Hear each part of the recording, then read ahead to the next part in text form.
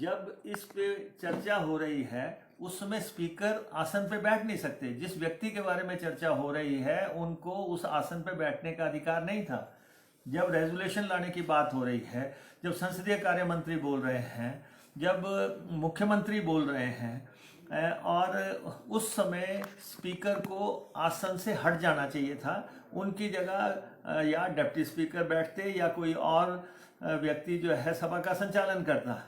कभी ऐसा भी होता है कि जिसके खिलाफ रेजोल्यूशन है वही आसन पे बैठ के जो है जजमेंट दे रहा हो या वही उसको सुन रहा हो। आपने कोर्ट्स में भी देखा होगा, जजेस कहते हैं कि ये केसेस से हम अपने आप को अलग करते हैं।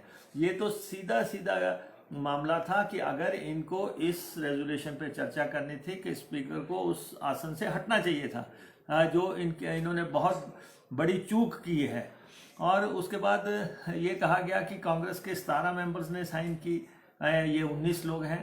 तो आपकी जानकारी के लिए 19 के 19 लोग जो है इस रेजोल्यूशन पे सिग्नेटरी हैं। कांग्रेस का एक भी ऐसा सदस्य नहीं है जिसके इस पे हस्ताक्षर ना हो। तो ये भी इन्होंने गलत तरीके से ये बात रखने की कोशिश की। तो इसलिए मुख्यमंत्री जी ने कहा इनके पास सदस्य संख्या नहीं है, ये जो है गलत तरीके से लाया गया है। जबकि हमने जो है नियमों के तहत रेजोल्यूशन दिया। सरकार को चाहिए था कि वो इस पे जो है नोट संज्ञान लेती और 14 दिन के बाद जब भी सेशन आएगा इस पे चर्चा करवाती। लेकिन ये इस ढंग के अज्ञानी लोग हैं जिनको मालूम ही नहीं है कि विधानसभा संचालित कैसे होती है। ये तो नियमों से चलेगी, ये तो कायदे से चलेगी, कानून से चलेगी। बाकी मुख्यमंत्री जी जो मेरे बारे में बोलते हैं वो तो उनका प्रेम है हमारे प्रति। हमारे बारे में बोले बगैर तो उनका दिनचर्या समाप्त नहीं होती है। तो वो तो उनको बोलना है। हमारे पुराने मित्र हैं, बाई चांस बड़ी कुर्सी पे सुशोभित हैं। तो इसलिए अगर मैंने पलटवार किया तो जो है दर्द ज़्यादा हो जाएगी। इसलिए शब्दों का जो है चयन संभल के करें और जो बोलना है मर्यादित रहें। अगर लक्ष्मण रेखा लांघ के बात करेंगे तो जब हम बोलेंगे तो बर्दाश्त नहीं होगा। बड़ी कुर्सी पे आप बैठे हैं, इसलिए अपनी इज्जत अपने हाथ। ये मैं मुख्यमंत्री को आपके माध्यम से संदेश दे देना चाहता हूँ। मुकेश जी, सत्र चला और सत्र में विपक्ष हर बार कभी ट्रांसफर का मुद्दा उठा रहा था, कभी विपक्ष को रामस्वरूप जी की मौत का मुद्दा उठाना पड़ा। क्या विपक्ष के पास जनता के मुद्दे ही नहीं थे? नहीं, रामस्वरूप का मुद्दा क्या आप समझते हैं जनता का मुद्दा नहीं है? उसमें सरकार पहले ही बता चुकी है कि जो उनके बेटे हैं उन्होंने इंक्वायरी की मांग नहीं की थी। हालांकि वो 4 महीने बाद आ गए। कहीं विपक्ष को भी उपचुनाव के मद्देनजर ही तो 4 महीने बाद याद नहीं आई? नहीं, देखिए ऐसा है, मैं भी प्रेस में लंबी देर रहा और इसलिए जब भी कोई प्रश्न किया जाए सरकार की भाषा की तरह ना किया जाए। और एक व्यक्ति जो हिमाचल प्रदेश का सांसद रहा और जो 18 लाख लोगों को रिप्रेजेंट करता है, किसकी नज़र में हिमाचल प्रदेश में ये है कि वो मुद्दा नहीं है? अगर उन्होंने आत्महत्या की, दिल्ली में अगर आत्महत्या दिखाई गई और उसके बाद ये कहा गया मुख्यमंत्री की तरफ से कि अगर उनका परिवार जांच मांगेगा तो हम जांच करवाएंगे। उनके बेटे ने कह दिया कि जांच करवाई जाए। हमारे पिता इतने मेंटली साउंड थे, इतने सशक्त थे कि वो आत्महत्या नहीं कर सकते। जब परिवार कह रहा है कि हमारे पिता आत्महत्या नहीं कर सकते, क्या कारण रहे कि उन्होंने आत्महत्या की? इस देश में कोई हीरो जो है आत्महत्या कर लेता है तो सीबीआई इंक्वायरीज हो जाती हैं।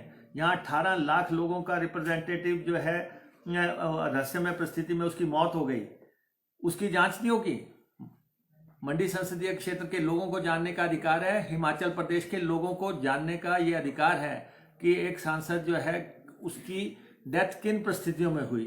तो इसलिए ये मुद्दा बहुत प्रासंगिक है, बहुत रेलेवेंट है और इसकी जांच होनी चाहिए।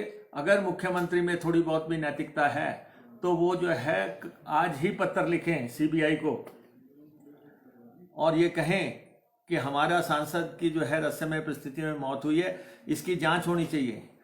जिस ढंग से गुड़िया की जांच की बात आई थी, तत्कालीन मुख्यमंत्री वीरभद्र सिंह ने विद इन अ वीक जो है वो सीबीआई को भेज दिया था।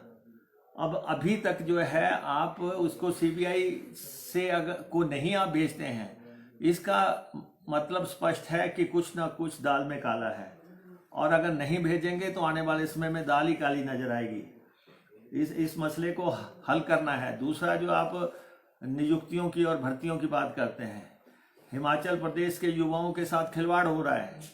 हिमाचल प्रदेश का यूथ जो है, जिन लोगों ने डिग्रियां ली विश्वविद्यालय में जाके, जिन्होंने स्कूलों में डिग्रियां ली, जो लोग जो है कोई 10वीं पढ़ा, कोई 12वीं, कोई ग्रेजुएट, कोई पोस्ट ग्रेजुएट, कईयों ने टेक्निकल डिग्रियां ली।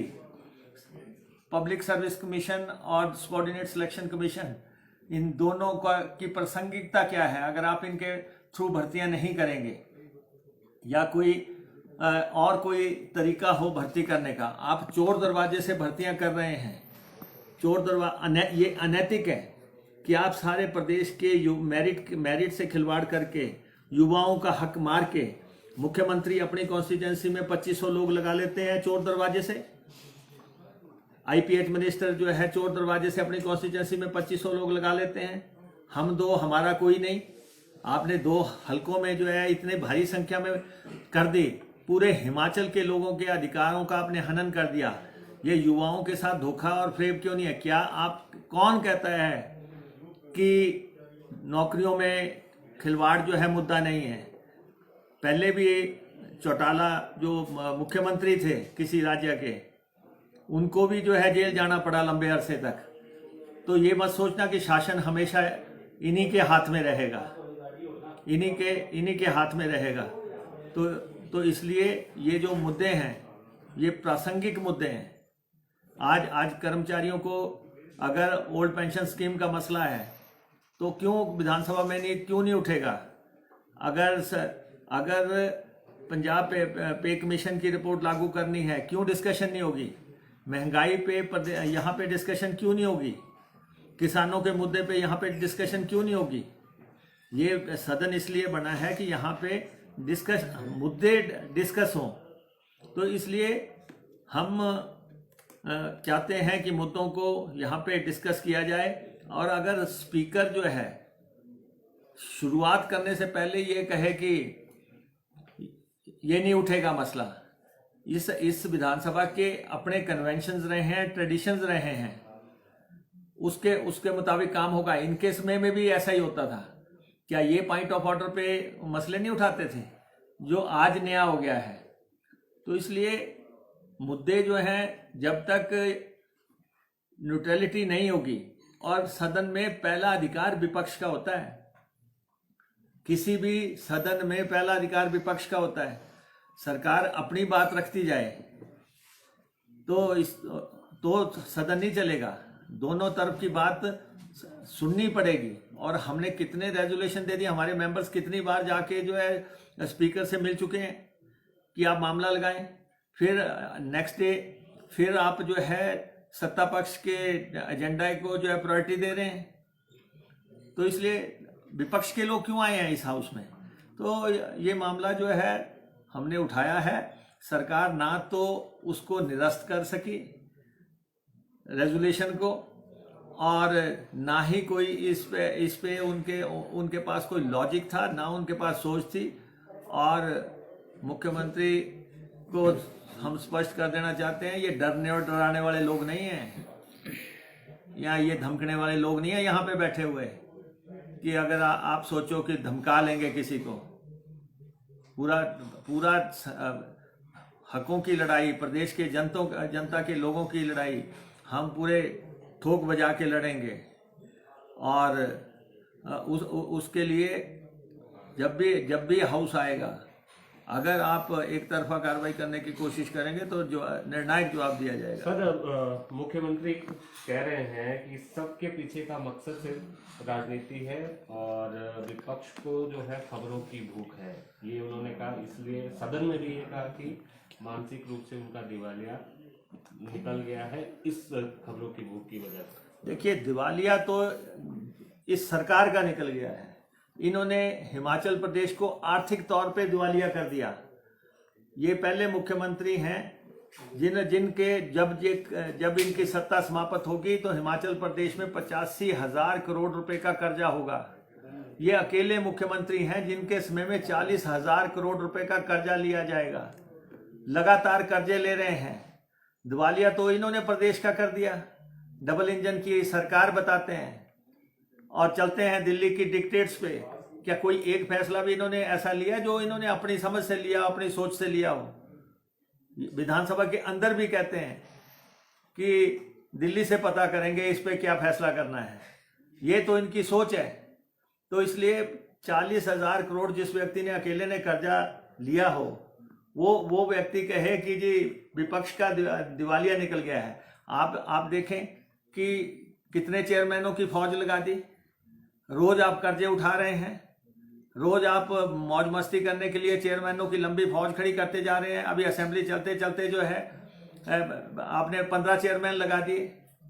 कोई विप लगा दिया, कोई डिप्टी चीफ विप लगा दिया, कोई चेयरमैन लगा दिए, कोई वाइस चेयरमैन लगा दिए। क्या कितने चेयरमैन आप लगाओगे? ये जो अगर आपको हिमाचल प्रदेश के कोष की चाबी मिल गई, इसका मतलब ये थोड़ी है कि इसको लुटा दिया जाए। इतनी बड़ी, और आप उन लोगों में से हैं जो लगातार ये कहते थे कि हमें जो है चेयरमैनों पर ऐतराज है वीरभद्र सिंह जी के शासन पे। तो आज आप इतनी लंबी चौड़ी लिस्ट कैसे खड़ी कर रहे हैं? खर्चे तो आप ऐसे कर रहे हैं जैसे क्या किसी नवाब के घर से पैदा होके आए हैं। जितने खर्चे आपने यहाँ पे बढ़ा दिए हैं, कोई खर्चा आप जो है यहाँ पे नियंत्रित करने का प्रयास नहीं किया आपने। कोई आपने रिसोर्स जनरेशन के लिए आपने एक कदम नहीं उठाया यहाँ पे। आप बताएं कि 4 साल में आपने कोई एक ढीले के भी जो है रिसोर्स जनरेशन की? हर सरकार इस बारे में जो है चिंतित रहती थी कि हिमाचल प्रदेश की आय में कैसे जो है निखार लाना है। हिमाचल प्रदेश के मुद्दों की लड़ाई आपने लड़ी। आपने जो हिमाचल प्रदेश के दूसरे राज्यों से ड्यूज लेने हैं, क्या एक भी बार आपने प्रयास किया? आपने कौन सी रेल लाइन बना दी? आपने कौन सी हवाई पट्टी बना दी? आपने कौन सा नेशनल हाईवे बना दिया? आपने कौन सा 4 लेन बना दिया? हिमाचल प्रदेश की जनता के समय का आपराधिक वेस्टेज ऑफ टाइम हुआ है इस दौरान, इन 4 साल के दौरान। Criminal wastage of time of Himachal Pradesh. इसलिए हमें गाली देके कुछ नहीं बनेगा। कुछ करके दिखाने की कोशिश करो जो जिस चीज की प्रदेश को जरूरत है।